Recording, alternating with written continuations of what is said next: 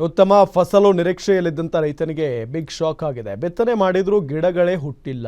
ಬೆಳೆ ಬರದೆ ಧಾರವಾಡ ಜಿಲ್ಲೆಯ ರೈತರು ಕಂಗಾಲಾಗಿದ್ದಾರೆ. ಉತ್ತಮ ಫಸಲು ನಿರೀಕ್ಷೆಯಲ್ಲಿದ್ದಂಥ ರೈತನಿಗೆ ಶಾಕ್ ಆಗಿದೆ. ಬಿತ್ತನೆ ಮಾಡಿದರೂ ಗಿಡಗಳೇ ಹುಟ್ಟಿಲ್ಲ. ಬೆಳೆ ಬರದೆ ಧಾರವಾಡ ಜಿಲ್ಲೆ ರೈತರು ಕಂಗಾಲಾಗಿ ಹೋಗ್ಬಿಟ್ಟಿದ್ದಾರೆ ಪಾಪ. ಸಂಕಷ್ಟದಲ್ಲಿ ನವಲಗುಂದ ತಾಲೂಕಿನ ನಾಗನೂರು ರೈತ ಸಂಪರ್ಕ ಕೇಂದ್ರದಿಂದ ಹೆಸರು ಬೀಜ ಖರೀದಿಸಿದ್ರು ಈ ರೈತರು. ಸರ್ಕಾರ ಕಳಪೆ ಬಿತ್ತನೆ ಬೀಜ ಪೂರೈಸಿದೆ ಅಂತ ಹೇಳಿ ಆಕ್ರೋಶವನ್ನ ವ್ಯಕ್ತಪಡಿಸ್ತಾ ಇದ್ದಾರೆ. ಸರ್ಕಾರದ ವಿರುದ್ಧ ರೈತ ಹುಸೇನ್ ಸಾಬ್ ಮುಜಾವರ್ ಆಕ್ರೋಶವನ್ನ ವ್ಯಕ್ತಪಡಿಸಿರುವುದು. 21 ಪಾಕೆಟ್ ಹೆಸರು ಬೀಜ ಖರೀದಿಸಿದ್ರು ಹುಸೇನ್ ಸಾಬ್. 13 ಎಕರೆಯಲ್ಲಿ ಹೆಸರು ಬಿತ್ತನೆ ಮಾಡಿದ್ರು ಈ ಹುಸೇನ್ ಸಾಬ್ ಅನ್ನೋ ರೈತ. ಬಿತ್ತನೆಗೆ ಸಾವಿರಾರು ರೂಪಾಯಿ ಖರ್ಚು ಮಾಡಿದ್ದಾರೆ. ಸುಮ್ಮನೆ ಅಲ್ಲ ಅದು. ಇತ್ತ ಬೆಳೆಯೂ ಇಲ್ಲದೆ ಅತ್ತ ಹಣನೂ ಇಲ್ಲದೆ ಪಾಪ ರೈತ ತಲೆ ಮೇಲೆ ಕೈ ಹೊತ್ಕೊಂಡು ಕೂತಿದ್ದಾನೆ. ಈಗ ಇದಕ್ಕೆಲ್ಲ ಕಳಪೆ ಬೀಜಗಳೇ ಕಾರಣ ಅಂತ ಹೇಳಿ ಆರೋಪವನ್ನ ಮಾಡ್ತಾ ಇದ್ದಾರೆ. ಸೊ ಪರಿಹಾರ ನೀಡಬೇಕು ಫೈನಲಿ. ಈಗೇನು ಸಾವಿರಾರು ರೂಪಾಯಿ ಅವ್ರು ಖರ್ಚು ಮಾಡಿದ್ದಾರೆ ನೋಡಿ, ಅದಕ್ಕೆ ಅಲ್ಲಿ ಆ ಬೀಜಗಳನ್ನು ಹಾಕಿದ್ರೂ ಕೂಡ ಬೆಳೆ ಬಂದಿಲ್ಲ, ಗಿಡಗಳು ಹುಟ್ಟೇ ಇಲ್ಲ ಅಲ್ಲಿ. ಮತ್ತು ಎಷ್ಟು ನಷ್ಟ ಆಗಿರಬೇಕು ಪಾಪ. ಏನೋ ಒಂದು ಆಸೆ ಗಣ್ಣುಗಳಿಂದ ನೋಡ್ತಾ ಇರ್ತಾರೆ. ಒಂದು ಸ್ವಲ್ಪ ಏನು ಭಾರಿ ಲಾಭ ಆಗಲ್ಲ ರೈತರಿಗೆ. 100 ರೂಪಾಯಿ ಹಾಕಿದರೆ ಒಂದು 150 ರೂಪಾಯಿ ಬರುತ್ತಷ್ಟೇ ಅವರಿಗೆ ಲಾಭ. ಸೊ ಇಂಥ ಸಂದರ್ಭದಲ್ಲಿ ಅವರಿಗೆ ಏನೂ ಇಲ್ಲ ಅಂತ ಅಂದಾಗ ಭಾಳ ತೊಂದರೆ ಆಗುತ್ತೆ. ಈಗ ಪರಿಹಾರಕ್ಕಾಗಿ ಆಗ್ರಹಿಸ್ತಾ ಇದ್ದಾರೆ.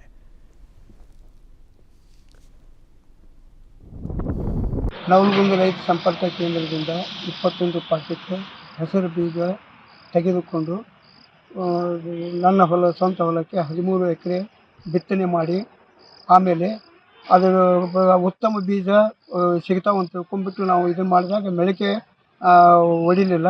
ಆಮೇಲೆ ಹುಟ್ಟಿದ್ದು ಒಂದೊಂದು ಸುಟ್ಟು ಹೋಗಿದೆ. ಈಗ ಎಕರೆಗೆ ಒಂದು 13,000 ರೂಪಾಯಿ, ನಾ 15ರಿಂದ 17,000 ರೂಪಾಯಿ ಖರ್ಚು ಮಾಡಿದ್ದೀನಿ.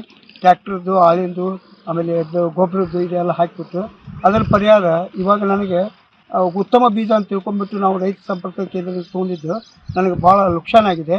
ಅದ್ರದ್ದು ಅಧಿಕಾರಿಗಳು ಗುಣಮಟ್ಟದ ಬೀಜ ಅಂತ ತಿಳ್ಕೊಂಡ್ಬಿಟ್ಟು ನಾವು ವಿಚಾರ ಮಾಡಿದಾಗ ಅವ್ರು ಬಂದು ನೋಡಿ ಅದ್ರದ್ದು ಏನೋ ಒಂದು ನಮ್ಗೆ ಎಕರೆ ವೈಸ್ ಅದಕ್ಕೆ 50,000 ರೂಪಾಯಿ ಒಂದು ಇದನ್ನು ಮಾಡಿ ಕೊಡಬೇಕಾಗಿ,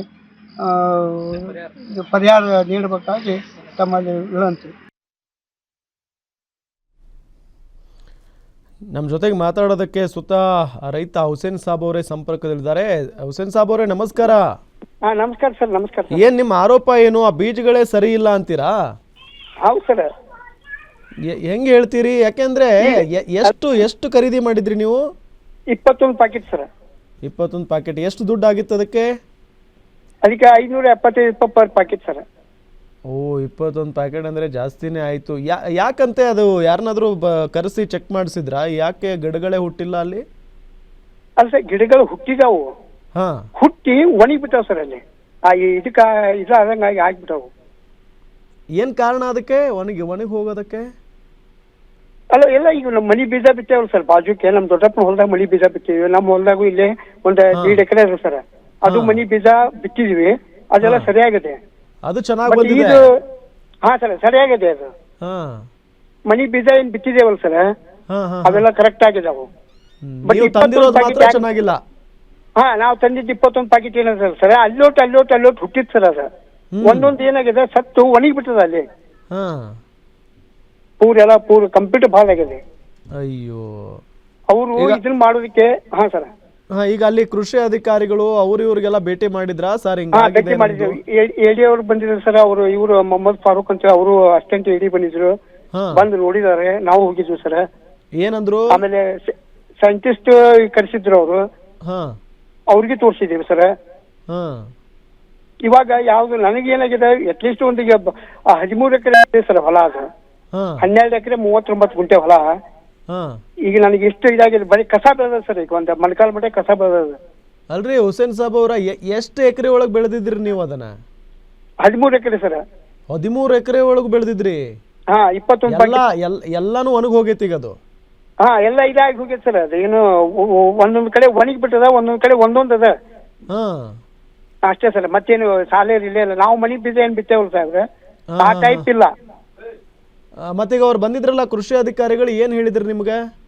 ಇಲ್ಲ ಏನಾರ ಇದಕ್ಕೆ ನೀವು ಇದನ್ನ ಮಾಡಿಸ್ತೀನಿ ಅದನ್ನ ಮಾಡಿಸ್ತೀನಿ ಅಂದ್ರೆ ನಮ್ಗೆ ಏನು ಬೇಡ್ರಿ, ನಮ್ಗೆ ಇಷ್ಟಂತೂ ಹಿಂಗಾಗ್ಯದ. ನೀವು ಒಂದ್ ಏನ್ ಪರಿಹಾರ ಮಾಡ್ತೀರಿ ಅದಕ್ಕೂ ನಮ್ಗೆ ಒಂದ್ ಏನಾರ ಹಾದಿ ಮಾಡಿಕೊಡ್ರಿ. ಈಗ ಅಟ್ಲೀಸ್ಟ್ ಒಂದ್ 5 ಚೀಲ 6 ಚೀಲ ಆಗ್ತಿತ್ತಲ್ಲ, ಒಂದ್ ನಮ್ಗೆ ನೋಡಿ ಹಾಕಿಕೊಡಿ ಅಂತ ಹೇಳಿ ಕೆಲಸ ನಾ ಪರಿಹಾರ ಕೇಳ್ತಾ ಇದ್ದೀನಿ. ಅಲ್ಲ ಈಗ ಸೈಂಟಿಸ್ಟ್ ಬಂದಿದ್ರಂತ ಅಂದ್ರಿ ಅಲ್ಲ ನೀವು? ಹಾ ಸರ್. ಮತ್ತೆ ಸೈಂಟಿಸ್ಟ್ ಏನ್ ಹೇಳಿದ್ರು, ಏನ್ ಸಮಸ್ಯೆ ಅಂತದ್ದು? ಇಲ್ಲ, ರಿಪೋರ್ಟ್ ಇನ್ನೂ ಏನು ಬಂದಿಲ್ಲ ಸಾಹೇಬ್ರ. ರಿಪೋರ್ಟ್ ಬಂದಿಲ್ಲ ಇನ್ನು? ಇನ್ನೂ ಬಂದಿಲ್ಲ. ಒಟ್ಟು ನಿಮ್ಗೆ ಟೋಟಲ್ ಖರ್ಚು ಎಷ್ಟು ಬಂದಿತ್ತದ? ಈಗ ಒಂದು ಸಾಧಾರಣ ಒಂದು 1.5 ಲಕ್ಷ ರೂಪಾಯಿ ಅಂದ್ರೆ 2 ಲಕ್ಷ ಮಟ್ಟ ಬಂದ ಸರ್ ಅದೀಗ. ಗೊಬ್ಬರ, ಬೀಜ, ಆಮೇಲೆ ಟ್ರ್ಯಾಕ್ಟರ್ ಬಾಡಿಗೆ, ಆಳಿಂದು ಎಲ್ಲ ಹಿಡ್ಕೊಂಡ ಸರ್ ಈಗ. ಸೊ ಅಧಿಕಾರಿಗಳು ಪರಿಹಾರ ಕೊಡಿಸ್ಕೊಡ್ತೀವಿ ಅಂತ ಏನಾದ್ರು ಹೇಳಿದಾರಾ? ಏನು ಹೇಳಿಲ್ಲ ಸಾಹೇಬ್ರ ಅವ್ರು ಇನ್ನು. ಆಯ್ತು ಹುಸೇನ್ ಸಾಬ್ ಅವರೇ, ನಾವು ಅವ್ರ ಗಮನಕ್ಕೆ ತರುವಂತ ಕೆಲಸ ಮಾಡ್ತೀವಿ. ಧನ್ಯವಾದ ಗ್ಯಾರಂಟಿ ನ್ಯೂಸ್ ಜೊತೆಗೆ ಮಾತಾಡಿದ್ದಕ್ಕೆ.